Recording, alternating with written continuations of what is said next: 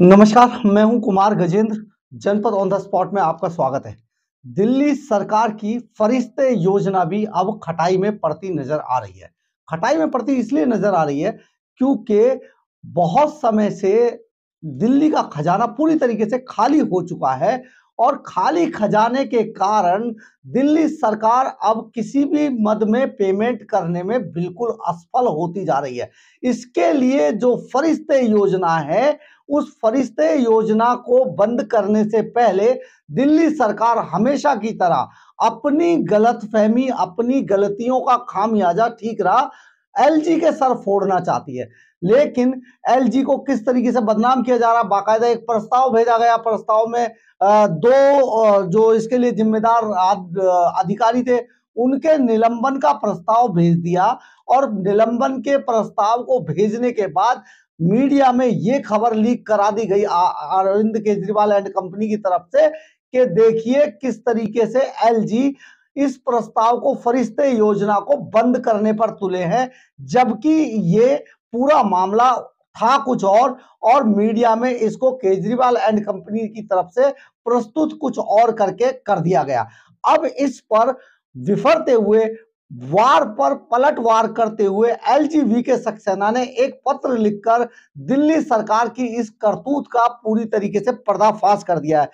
फरिश्ते योजना पर घिरे केजरीवाल ने ये सारी चीजें सोची भी नहीं थी कि एलजी के सक्सेना उन पर भी उलट के वार कर देंगे।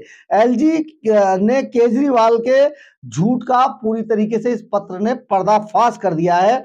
सीएम को लिखे पत्र में कई तथ्यों का खुलासा किया गया एलजी की तरफ से।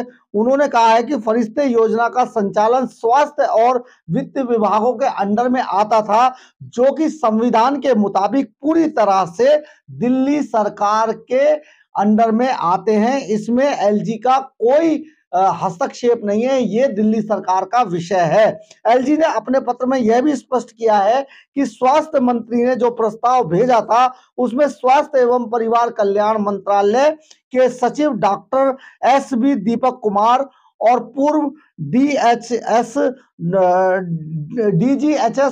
डॉक्टर नूतन मुंडेजा को निलंबित करने के लिए और उन योजनाओं के रोकने के लिए, इसके खिलाफ कार्रवाई करने के लिए प्रस्ताव भेजा गया था।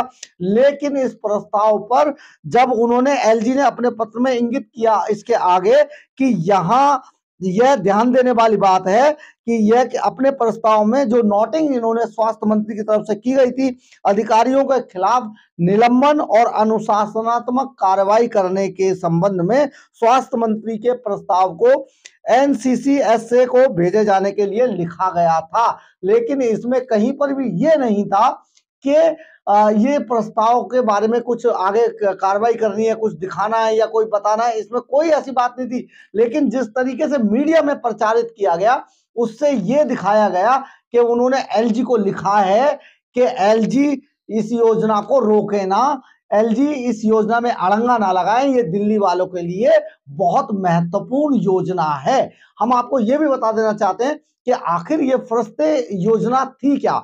दरअसल फरिश्ते योजना कई साल पहले जो सड़क दुर्घटना में, दिल्ली के अंदर जो सड़क दुर्घटनाएं होती हैं, उनमें बहुत सारे लोग जो घायल हो जाते हैं, उनको तत्काल प्राइवेट अस्पतालों में भेजा जाना चाहिए। और किसी भी प्राइवेट अस्पताल में जो दिल्ली की सड़कों पर घायल हुए हैं एक्सीडेंट के अंदर, उनका इलाज प्राइवेट अस्पतालों में किया जाएगा, कराया जाए। और उसकी जो पेमेंट होगी, जो अस्पताल का बिल होगा, वो दिल्ली सरकार पे करेगी।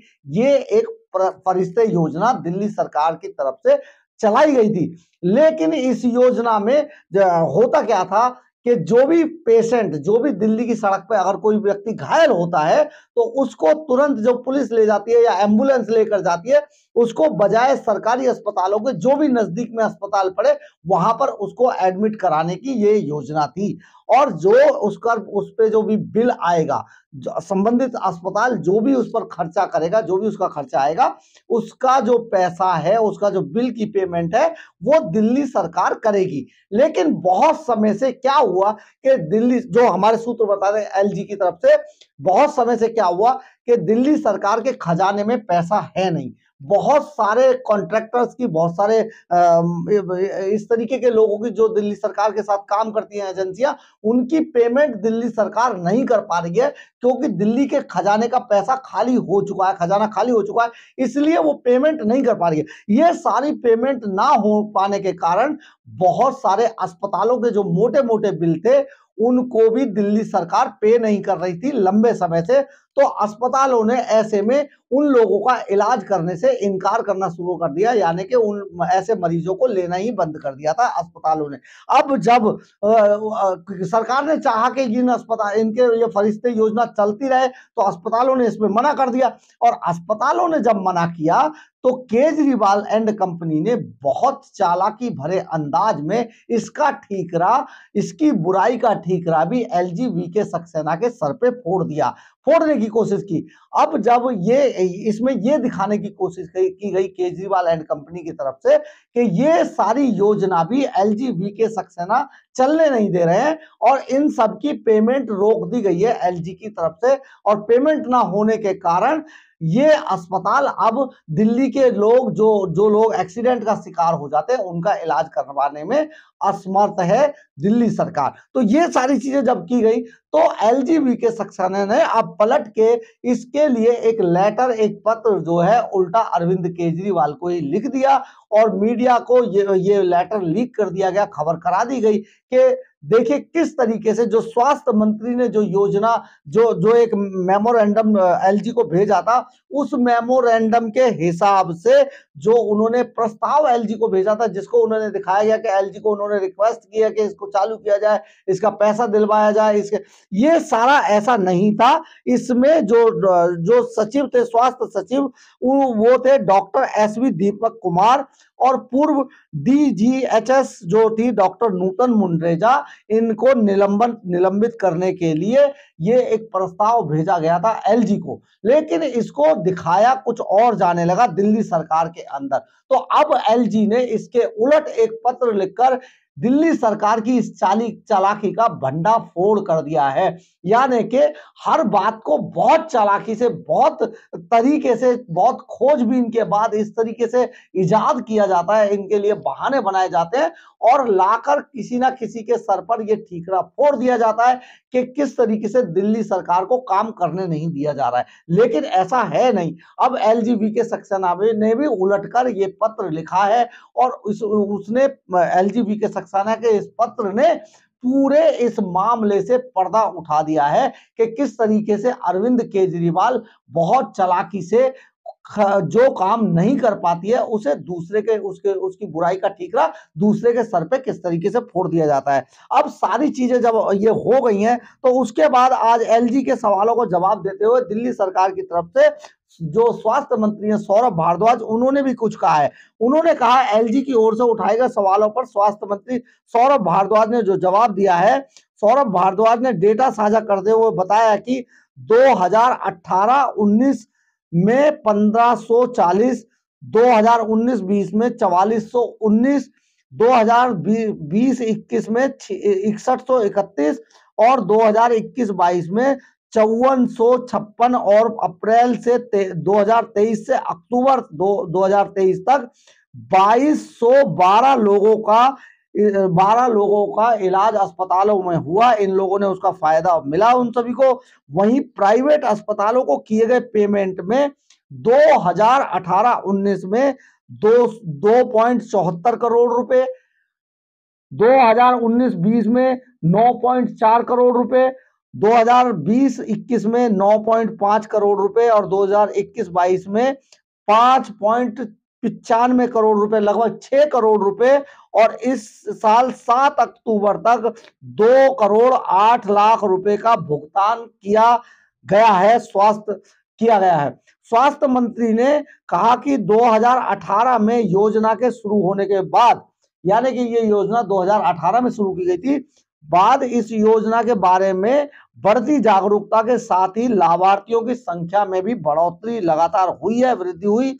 सौरभ भारद्वाज ने कहा कि एलजी को गलतफहमी है कि इस साल अक्टूबर तक 3.54 करोड़ रुपए का भुगतान हुआ है। सच्चाई यह है कि 2.8 करोड़ रुपए का भुगतान किया गया है। ये सौरभ भारद्वाज ने अननेसेसरी, स्वास्थ्य मंत्री साहब ने अननेसेसरी एक डाटा पेश कर दिया, उसमें ये बताने की कोशिश की। लेकिन बात सच्चाई ये है कि दिल्ली सरकार जो पैसा नहीं दे रही है अस्पतालों को, उसमें एलजी का कोई रोल नहीं है। एलजी ने बहुत क्लियर ये बताया है कि ये जो फरिश्ते योजना का जो संचालन है स्वास्थ्य और वित्त विभागों के अंडर में था। ये बहुत क्लियर उन्होंने बताया कि ये जो संचालन फरिश्ते योजना का कर रहे थे वो स्वास्थ्य मंत्रालय और वित्त मंत्रालय दोनों कर रहे थे।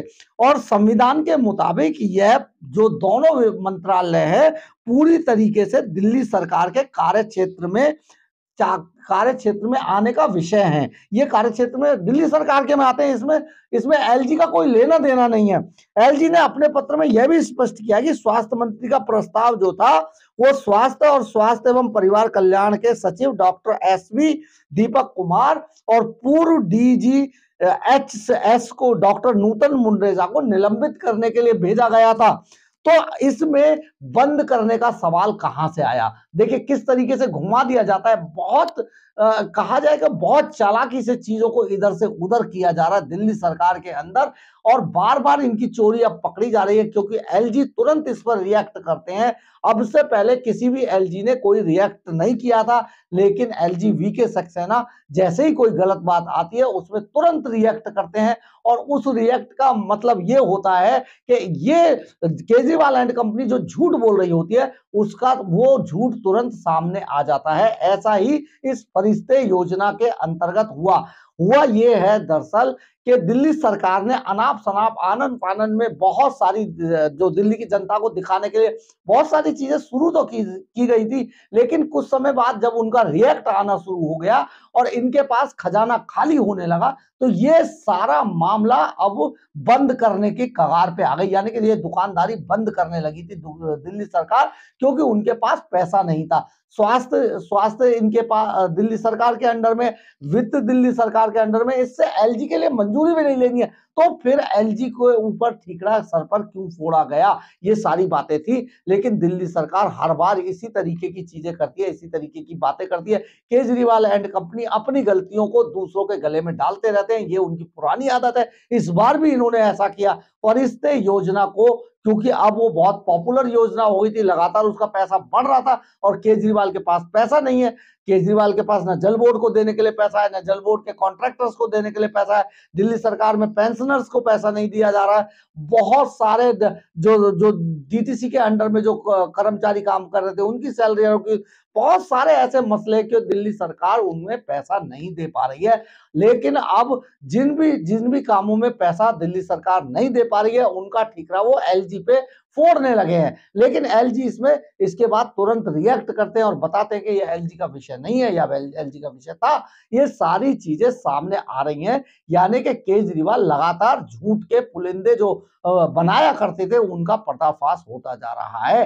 फरिश्ते योजना में भी ऐसा ही कुछ हुआ है, जिसको एलजी ने दुनिया के सामने, देश के सामने लाके रख दिया है, जिससे केजरीवाल की काफी तू-तू होने की संभावना आने वाले समय में है। ये सारी बातें हैं जिनको केजरीवाल पूरी तरीके से झूठ के आधार पर, झूठ की बुनियाद पर खड़ा करते हैं, लेकिन अब उनके झूठ के महल ढहते जा रहे हैं।